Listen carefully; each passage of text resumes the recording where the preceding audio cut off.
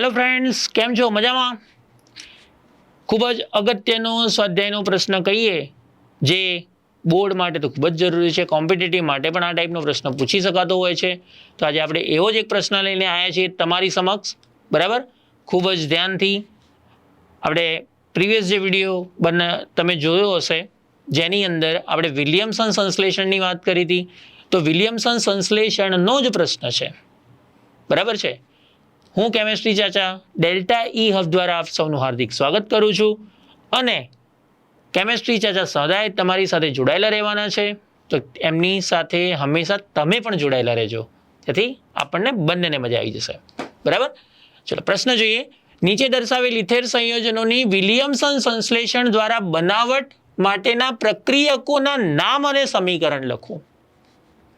પ્રશ્ન એવું કહેવા માંગે છે કે ઓલરેડી નીપજ આપી દીધી છે કે ઈથર છે. તમારે હવે નક્કી કરવાનું કે આ ઈથર બનાવવા માટે પ્રક્રિયકો કયા વપરાશે. જોરદાર પ્રશ્ન છે ને. તો વિલિયમસન સંશ્લેષણના પ્રક્રિયકો હતા કયા? યાદ કરો તો કે આલ્કાઇલ હેલાઇડ અને સોડિયમ આલ્કોક્સાઇડ. એટલે બીજું આપણે કંઈ નથી કરવાનું, અહીંયા જે આપેલા છે એની અંદરથી આપણે શું શોધવાનું છે? એની અંદરથી આપણે શોધવાનું શું છે? શું શોધવાનું છે? Alkyl halide. અહીંયા હું લખી દઉં, આલ્કાઇલ હેલાઇડ RX શોધવાનો છે અને RON કયા છે એ આપણે શોધવાના છે. એટલે ROR બની જશે, ઈથર બની જશે. પ્રક્રિયા કંઈક આ રીતે આપણે, એટલે કે પ્રક્રિયકો શોધવાના છે. આ બે શોધવાનું છે. તો પહેલા તો જે આપણને આપેલું છે એનું બંધારણ દોરતા આવડવું જોઈએ, કારણ કે નામ આપેલું છે 1-પ્રોપોક્સી propane, CH3 CH2 CH2 OCH2 CH2 CH3. આ છે 1-પ્રોપોક્સી પ્રોપેન. હવે આ ઈથર બનાવવું હોય તો કયો આલ્કાઇલ હેલાઇડ વપરાય અને કયો સોડિયમ આલ્કોક્સાઇડ વપરાય? તો આ તો કેવો છે? સંમિત ઈથર છે. સંમિત ઈથર હોય તો બંધ તમે ગમે ત્યાંથી બ્રેક કરી શકો. આ સાઈડથી હું બંધ બ્રેક કરું, એટલે આ સાઈડથી નહીં, આપણે આ સાઈડથી કરીએ.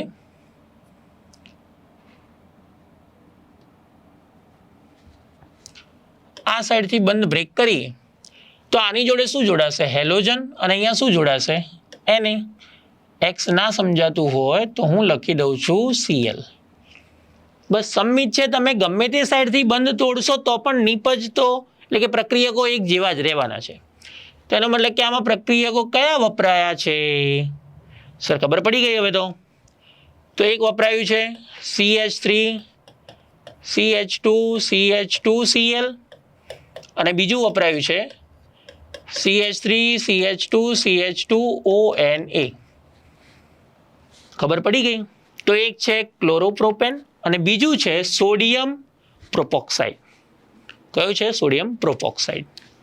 સમીકરણ લખવાનું છે અને પ્રક્રિયકોના નામ પણ લખવાના છે. આને કહીશું 1-ક્લોરોપ્રોપેન.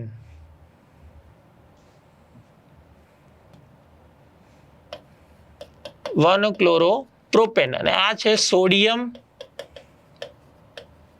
પ્રોપોક્સાઇડ.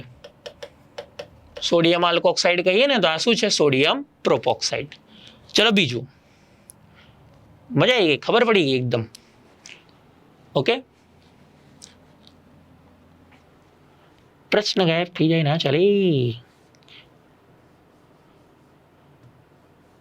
ઓકે. 2-મિથોક્સી 2-મિથાઇલ પ્રોપેન. 2-મિથોક્સી 2-મિથાઇલ પ્રોપેન. મિથોક્સી કીધું છે. મિથોક્સી કીધું છે એટલે શું હશે? CH3O. આને કહેવાય મિથોક્સી. કોની સાથે જોડાયેલું છે? 2-મિથાઇલ પ્રોપેન. 2-મિથાઇલ પ્રોપેન. પ્રોપેન છે.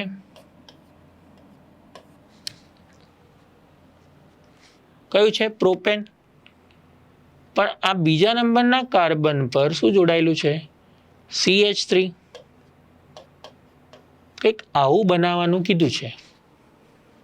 આ બંધારણ કોનું થયું? 2 મિથોક્સી નામકરણ શીખવાડું 1, 2 અને 3. 2 નંબર પર મિથોક્સી, 2 નંબર પર મિથાઇલ અને પ્રોપેન. 2 methoxy, 2 methyl propane. આ બંધારણ આપણે બનાવવાનું છે. જો આ બંધારણ આપણે બનાવવું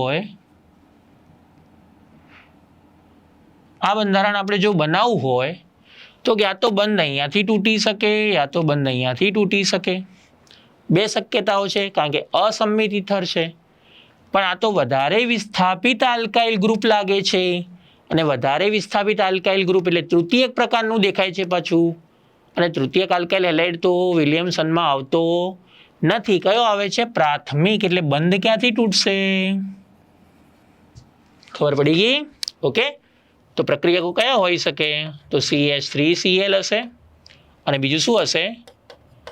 CH3ONA. એટલે બાય પ્રોડક્ટ કઈ બનશે? NaCl. હવે આ નિપજ બને કે ના બને? આપણે હમણાં જ એક એક્ઝામ્પલ જોયું હતું, યાદ છે ને? આગળનો વિડીયો જે વિલિયમસન સંશ્લેષણનો છે એની અંદર આવું જ કંઈક એક્ઝામ્પલ આપણે લખ્યું હતું, યાદ છે? ઓકે, ચલો ઇથોક્સી બેન્ઝીન બનાવવાનું છે. ઇથોક્સી બેન્ઝીનનું બંધારણ CH3CH2O benzene ring. Ethoxy benzene. આપણે એક એનિસોલ બનાવ્યું હતું ને, આનું નામ શું છે? ફેનિટોલ પણ કહેવાય. એને શું કહેવાય? ફેનિટોલ. આનું સામાન્ય નામ છે ફેનિટોલ. આ જો બનાવવું હોય તો ઇથોક્સી બેન્ઝીન બનાવવા માટે, એટલે કે ફેનિટોલ બનાવવા માટે કયો આલ્કાઇલ હેલાઇડ અને સોડિયમ આલ્કોક્સાઇડ વપરાય? તો હવે તો ક્લિયરલી સમજાય છે બંધ ક્યાંથી તોડીશું અને Cl અને Br ક્યાં જોડીશું.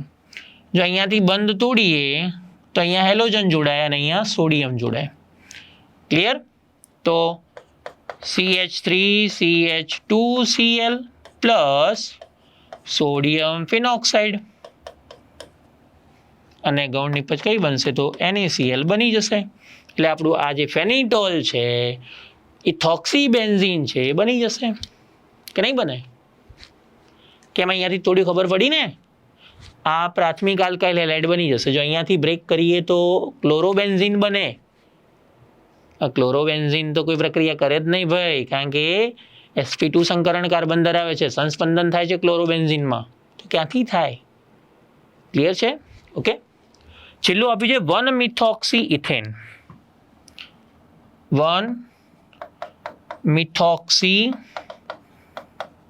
ઇથેન આ બનાવવાનું છે. 1-મિથોક્સી ઇથેન બનાવવું હોય તો કઈ રીતે બને? પહેલા બંધારણ તો બનાવો. તો કે CH3OCH2CH3 આવું બંધારણ છે. હવે આની અંદર કઈ બાજુથી બંધ તોડીએ તો આપણને આલ્કાઇલ હેલાઇડ કયો રાખવો અને સોડિયમ આલ્કોક્સાઇડ કયો રાખવો? તો અહીંયા તો બંને પ્રાથમિક આલ્કાઇલ હેલાઇડ જ બનશે. અહીંયાથી જો બંધ તોડું CH3O વચ્ચે તો આપણને એવું દેખાય છે, અહીંયાથી બંધ તોડીએ તો અહીંયા CH3Cl થશે અને અહીંયા CH3CH2ONA થશે. તો આ પણ બનાવી શકાય. અને બીજું બંધ ક્યાંથી તૂટી શકે? તો બીજો બંધ આ સાઈડથી પણ તૂટી શકાય. તો CH3ONA બનશે ને CH3CH2Cl બનશે. તો બંને શક્યતાઓ છે, કારણ કે બંને પ્રાથમિક આલ્કાઇલ હેલાઇડ જ બનશે. તો વધારે SN2 વિલિયમસન કોણ પ્રિફર કરશે? CH3Cl કે પછી CH3CH2Cl? મજા આવે એવો પ્રશ્ન બની ગયો ને. મેક્સિમમ સ્ટુડન્ટ ગલતી કરે, એવું વિચારે ગમે ત્યાંથી તોડી દઈએ ને સર કંઈ ફરક નહીં પડે. ના, 2 પ્રકારના આલ્કાઇલ હેલાઇડ બની શકે. જો આ ગ્રીન લાઇનથી બંધ તોડીએ તો CH3Cl બને, બ્લુ લાઇનથી બંધ તોડીએ કાર્બન ઓક્સિજનનો તો CH3CH2Cl બને. કારણ કે મેન આપણે આલ્કાઇલ હેલાઇડ જોવાનો છે, તો એની જ પ્રાયોરિટી આપણે લખી. બરાબર? જો આપણે એની જોડે આલ્કોક્સાઇડ પણ લખીએ તો આનો આલ્કોક્સાઇડ કયો બને? CH3Cl. તો આલ્કોક્સાઇડ કયો બનશે? CH3CH2ONA બનશે. અને આની અંદર બીજામાં અહીંયાથી બંધ તોડીએ તો આલ્કોક્સાઇડ સોડિયમ આલ્કોક્સાઇડ કયો બને CH3ONA. હવે વિચારો આ બેમાંથી કયું આપણે યુઝ કરીશું તો 1-મિથોક્સી ઇથેન બનશે. મોટા ભાગના સ્ટુડન્ટ એવું કહેશે કે બંનેમાંથી કોઈ પણ. વાત સાચી, પણ પ્રિફરેબલ વધારે સરળતાથી કોની અંદર બનશે? તો વધારે સરળતાથી વાત કરવામાં આવે તો કઈ પ્રક્રિયા થશે? પ્રથમ નંબરની પ્રક્રિયા થશે, બીજા નંબરની નહીં થાય. એનું કારણ તો CH3Cl, પછી આવે છે પ્રાથમિક આલ્કાઇલ હેલાઇડ, દ્વિતીયક આલ્કાઇલ હેલાઇડ અને તૃતીયક આલ્કાઇલ હેલાઇડ. આ SN2 નો ક્રમ છે. SN2 નો ક્રમ આ છે, માટે પ્રિફરેબલ પહેલું આલ્કાઇલ હેલાઇડ કયું હોય? CH3Cl, એટલે કે ક્લોરોમિથેન.